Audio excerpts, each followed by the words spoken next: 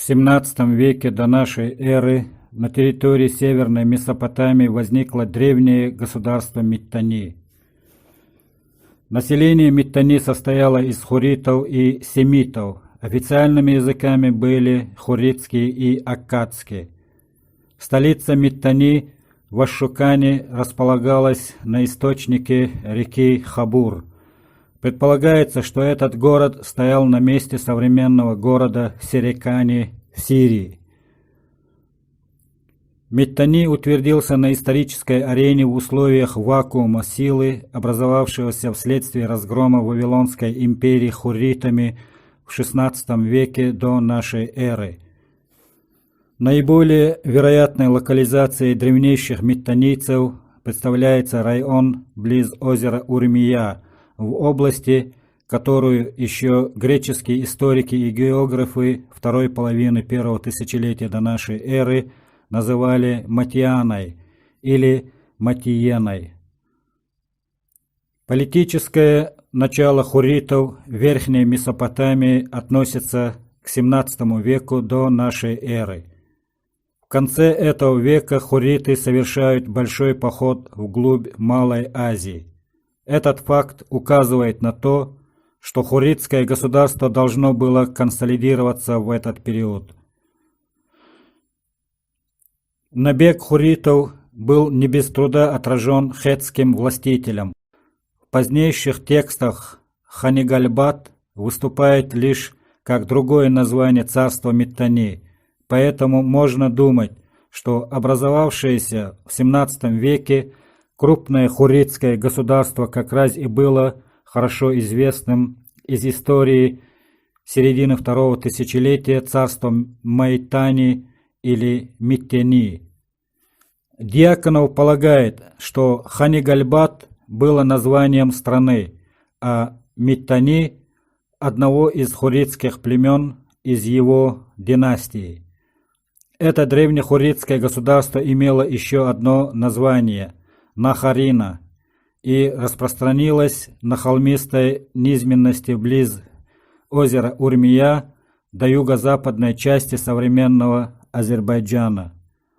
В своих исследованиях Джамирзаев пишет, цитирую: «В результате исторического развития от хурритских племен сохранился нахирский этнокультурный языковой элемент, который является основой для последующего формирования нахо-дагестанских племен». Конец цитаты. По его мнению, предки современных нахов с древности до середины третьего тысячелетия до нашей эры занимали огромную территорию Кавказских гор и равнин, а также древней Передней Азии под именем нахаранцев, хурритов.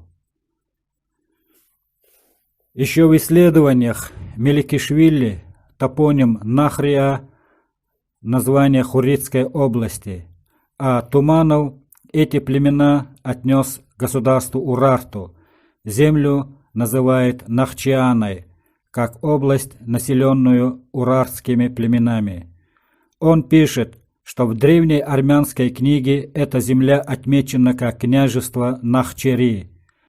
В исследованиях Волкова пишет, что в армянских источниках VII века упоминается этническое название Нахчи, народы Нахчматьянг. В некоторых исследованиях, опираясь на упоминания Страбона и Птолемея, чеченцев называют Нахчамтеп, Нохчи, и в XIV веке на территории Грузии показана провинция Нахчта.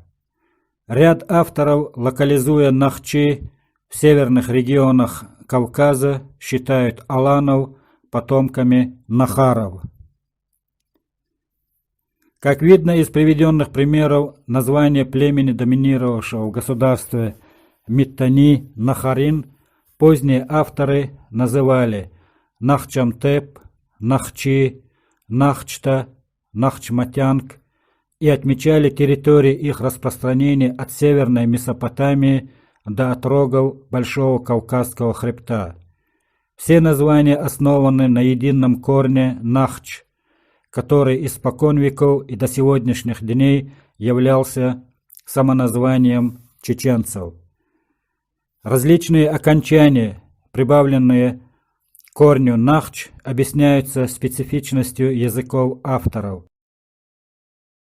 Неизменность корня нахч, образующего название на протяжении более чем 2 тысячелетий, явствует преемственность одного названия от другого, и что все перечисленные этнонимы относятся лишь к одному народу – нахам.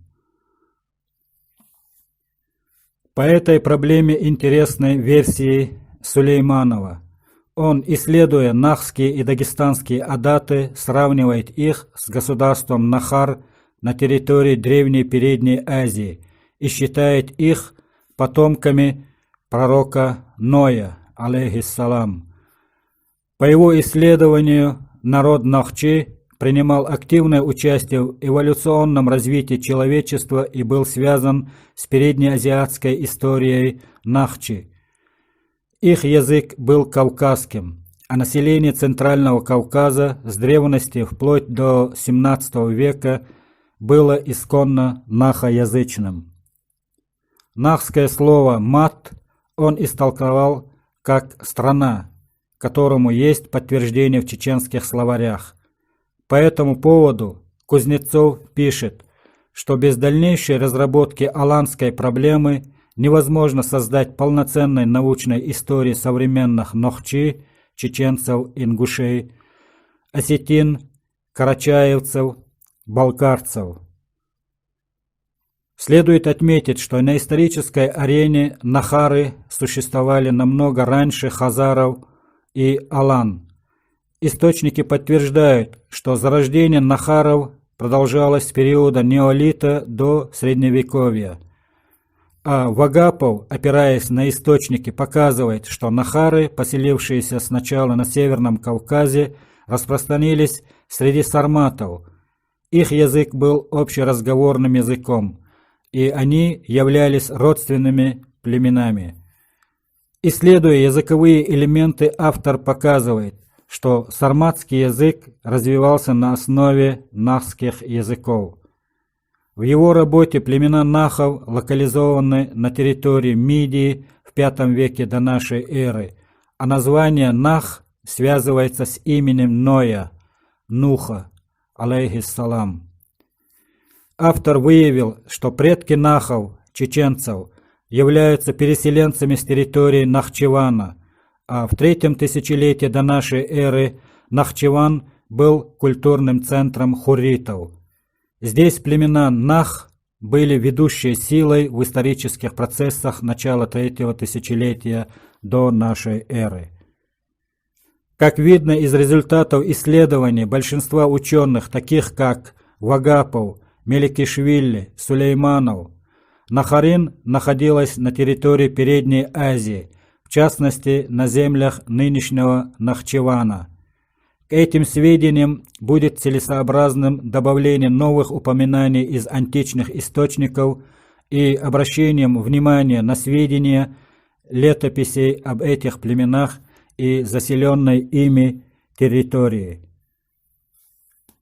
Название страны Нахарин упоминается в летописи египетского фараона Тутмоса III в XVI веке до нашей эры. Она находилась в северо-западной части Миттани. В летописи читаем: «Он, порочный противник из Кадеша, собрал вокруг себя всех царей стран, покорных раньше Египту, всех от Нахарин до Сирии».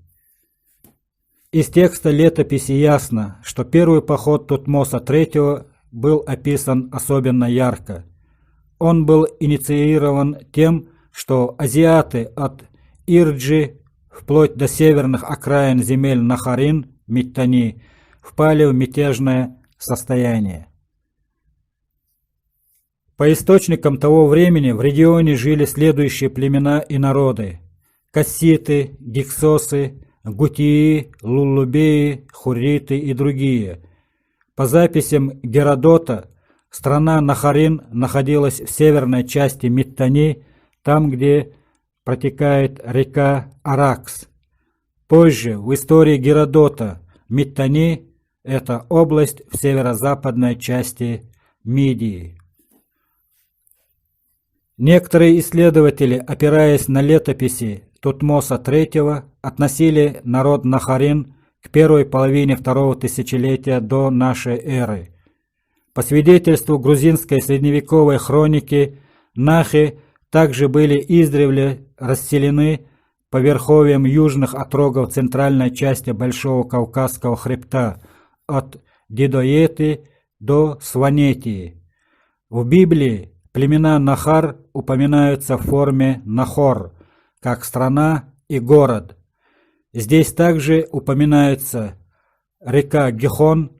Здесь невольно напрашивается версия о преемственности гидронима на территории современной Чечни Гехи от названия вышеупомянутой реки. Следует отметить, что на территории древнего и нынешнего Нахичевана долина Араз называется Аран, которая описывается в Библии как Харран, страна потомков Нахаров. Более интересные исторические факты можно почерпнуть из документов, обнаруженных у Чакар-Базара, 30 километров от Камышлы на территории Турции. Эти документы свидетельствуют о том, что еще в IV тысячелетии до нашей эры Миттани еще не был государством, а на территории хурритов существовало царство Нахара. Со страной Нахар мы встречаемся и в уритских клинописных надписях, как Мату Накру, в переводе означающее «страна Нахов». Вместе с Мату Лулу, которая переводится как «соседняя страна», с учетом того, что луллубеи проживали в соседнем Урарту, северо-западном регионе Ирана, можно предположить, что урартийцы Мату Лулу относили к соседней стране луллубеев. Итак, результаты вышеизложенных исследований разных авторов, особенно летописи Тутмоса III, упоминания в Библии и сведения античных материалов ясно показывают, что Нахарин находился на севере Миттани между озерами Урмия, Сиван, Ван в долине Аракса.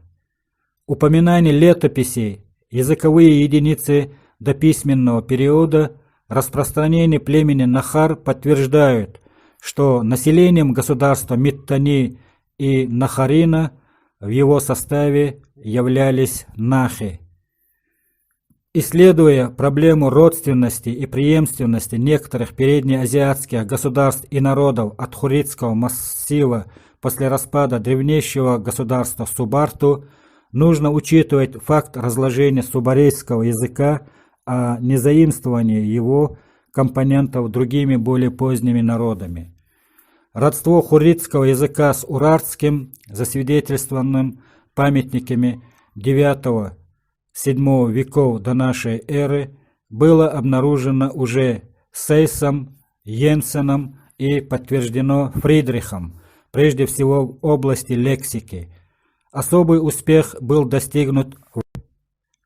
С учетом этих результатов и данных о внутреннем развитии хурритского языка, а также диалектологии, можно определенно сказать, что уратский язык не является более поздним продолжением хурритского. На самом деле, оба языка представляют собой независимые друг от друга ветви общего праязыка прото-хуррито-уратского, которые в III тысячелетии уже существовали раздельно. Давно выдвинутые предположения о связях хурритского и урартского с кавказскими языками получили серьезное подтверждение благодаря собранным Дьяконовым соответствиям, выявленным в северокавказских языках, в особенности нахском.